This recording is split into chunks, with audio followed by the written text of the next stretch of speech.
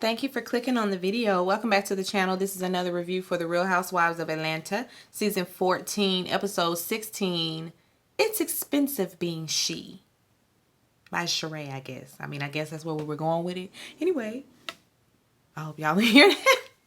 I was just in the last video talking about how hungry I was, and so I was supposed to eat before I did it. I ain't do it. We just rolled right on into the second half. Anyway, Candy, we see her taking Ace to his acting coach. Ace is a star.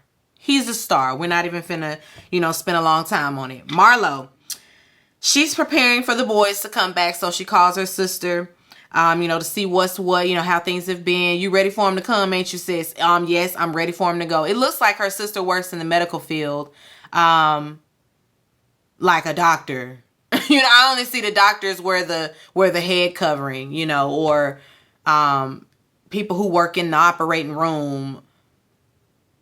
I don't know what sis does. I don't know, but anyway, she work in the medical field, but she ready for them. She ready for them boys to get on back around there where they need to be. But just make sure things are structured. Let's make sure we got some structure when they come back. Anyway, Drew, we see she's laid up on these pain meds. She had to have surgery on her Achilles and all of that, and so she's recovering now. And she on the good meds. She on the good Percocet. She on the good Percocet. Don't abuse. Listen, public service announcement. When they give you the good stuff for the pain, do not abuse it. Okay? Let's not abuse it. It's good for what it's intended for. You ain't in pain and you feel a little, ooh, yes. Because they give you strong meds like that after a C-section or, any type of major surgery. And so, yeah, it works. But please, people, let's not abuse, okay? But anyway, that's just my that's just my dear commercial for the day. Ain't no hope with the dope, with the opioids, with all of that. Put it down after you're done with it. When you're up, you're up. Let's not refill and refill and refill. Ooh, please, because the way the people get hooked on that stuff is terrible. Yeah, anyway, let me move on. A couple of the ladies are coming over to check in on her. Sheree stops by, which is a huge surprise, seeing what their history was. And so does Sonya. Another surprise. And Drew is just as surprised, like, am I dreaming? I know I done took the good stuff, but am I dreaming? What is happening? I appreciate it. But it's just odd. It's just weird that it would be them and not anybody else. But anyway, they're the first two to, drop by and visit with her. Drew's private chef is in the kitchen cooking up something, so she brings out some food for them. And of course, we talk about Jamaica straight away. Sonya, she's like, listen, y'all, Kenya ate my ass up. Kenya ate my ass up. And of course, we replayed the footage. And yes, that's exactly what happened. And I'm so glad that you know it. I'm so glad that you know it and you ain't around here trying to paint a different story. She admits that she wasn't ready. She wasn't ready for Kenya. Sheree gives her advice on how to navigate when dealing with Kenya. You just got to go for it. Like give her what she giving you. That's just what the advice is. Sonya says she thought she was winning in her head. Nope, absolutely not. You weren't. Then Sheree tells Sonya what Kenya said about Ross and him being aggressive towards her. Sonya's like, you know what? I'm going to call Kenya because I don't like that. Let's just call her. She always want to call somebody and confront you. Where the smoke is just never there when the people are sitting right in your face. But anyway, she calls her and Kenya was asleep. I don't know what time it was, but Kenya was asleep, knocked out, and it sounded like it. She's like, girl, I'm going to wake up and I'm going to call you back, okay?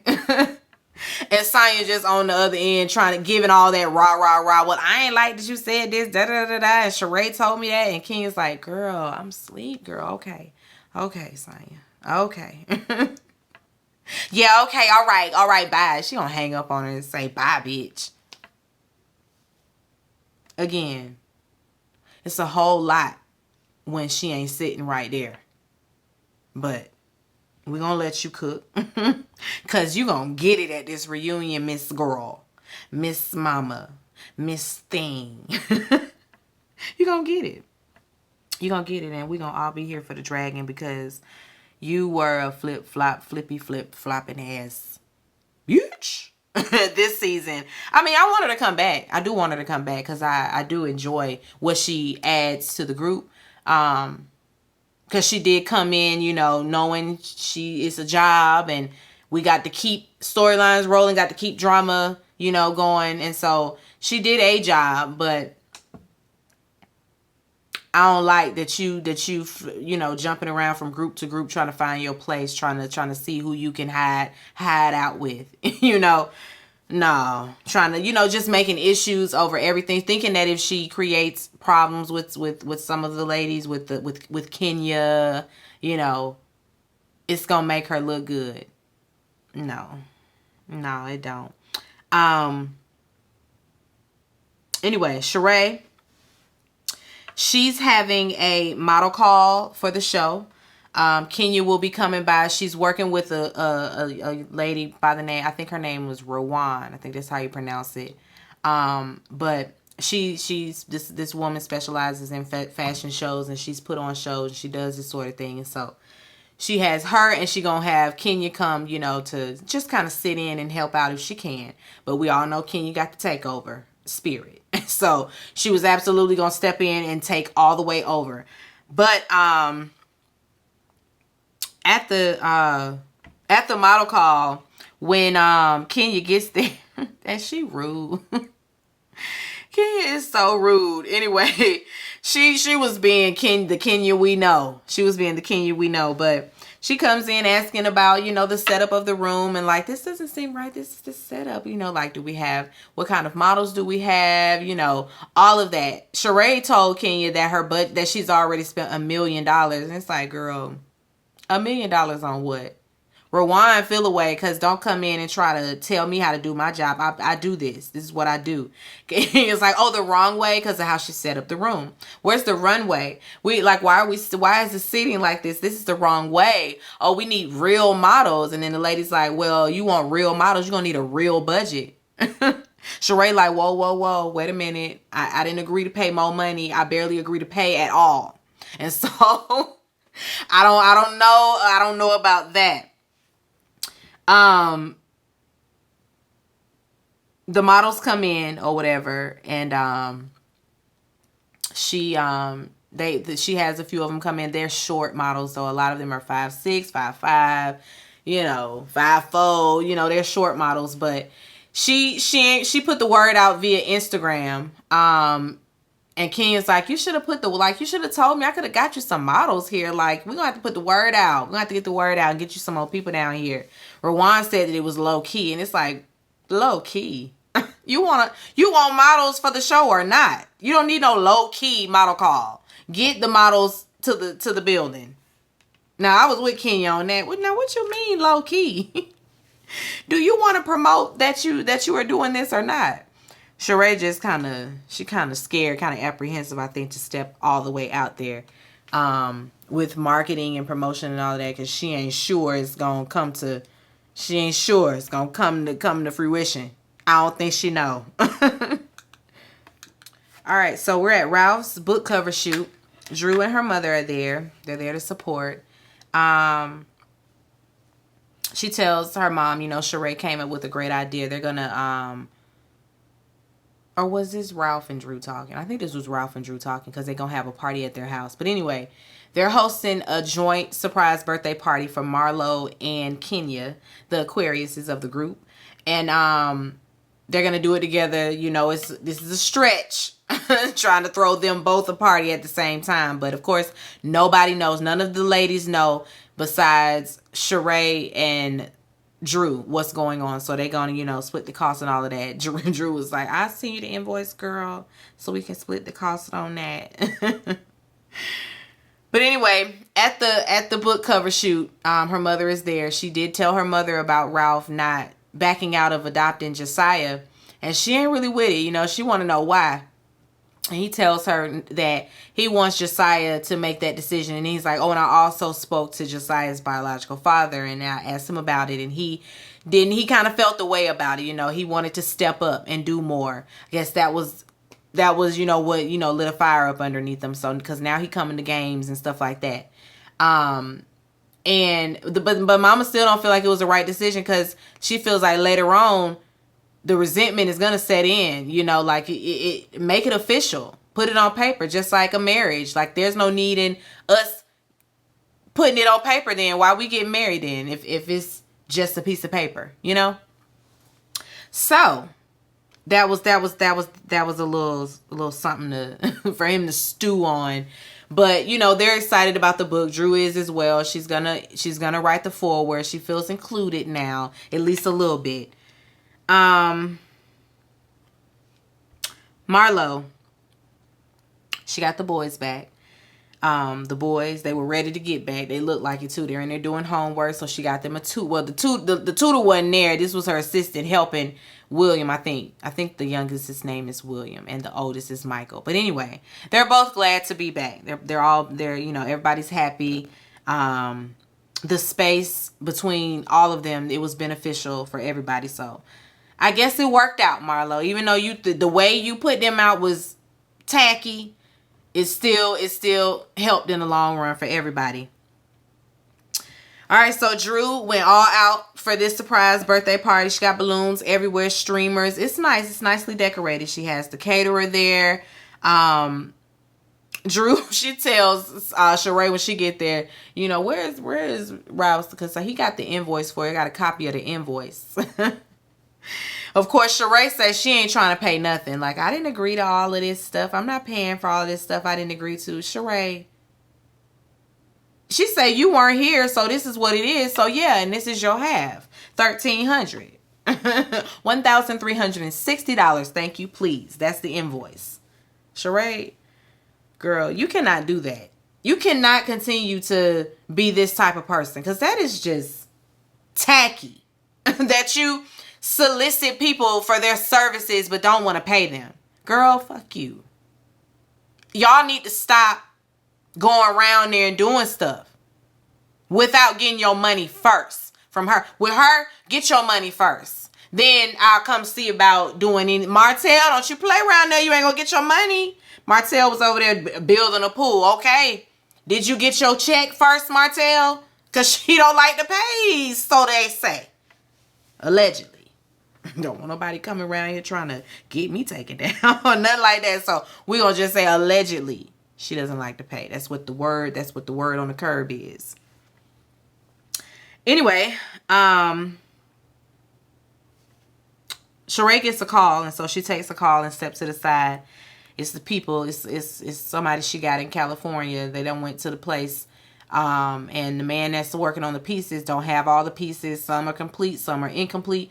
She got some more getting shipped that are stuck in Alaska. Sheree just got all the excuses as to why this may flop. You know,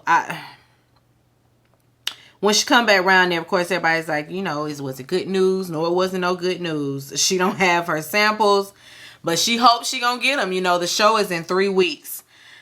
Marlo and Kenya end up showing up at the same time. Kenya gets in the house first and closes the door. She closed the door on Marlo. That's just so petty. Anyway, they're both surprised, you know, and happy, you know, about the gesture. Marlo's best friends are in town. Kenya's cousin is there. Her cousin really looked like she didn't want to be around there. It kind of looked like, I ain't anticipate on these fucking cameras being here. That's just what she was given. Anyway, Marlo's cousin gets up and makes a toast. She gives a speech. She's like, I don't know what be going on between you and Kenya, but I be telling Marlo all the time, stop fighting with Kenya. Stop. You know, everybody can agree that their disagreement between the two of them constantly is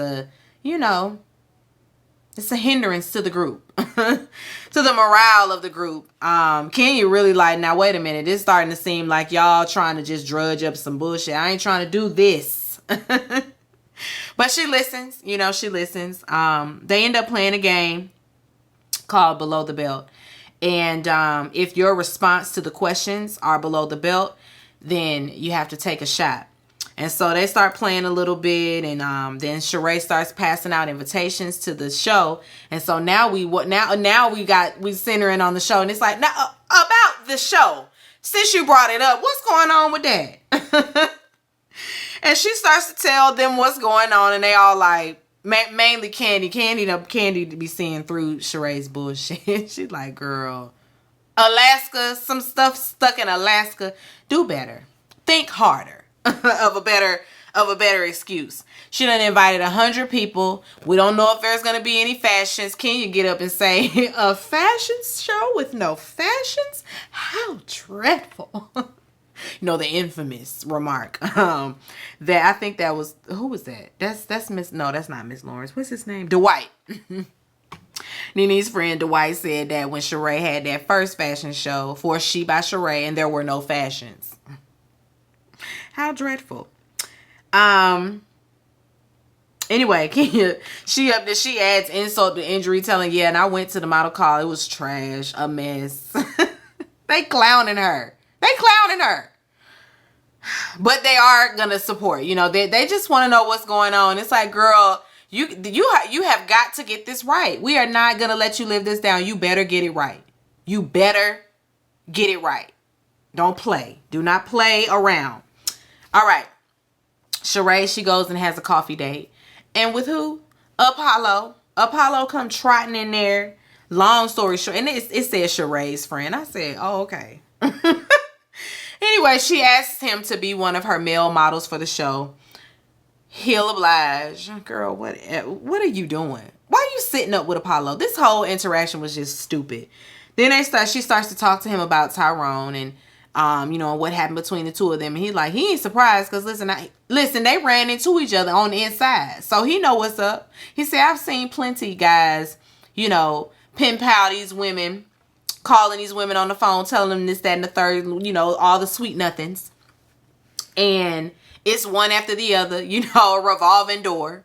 And when they get out, they playing the girls to the left. They ain't got nothing for them. So, sorry, Sheree, I think that's what happened to you. Think that's what happened to you, girl. You got ghosted, and it was all a setup the whole time. You was just there to pass the time, Poor thing. Yeah, that's where we end with their little conversation that was unnecessary. You could call him on the phone, send him an email or something.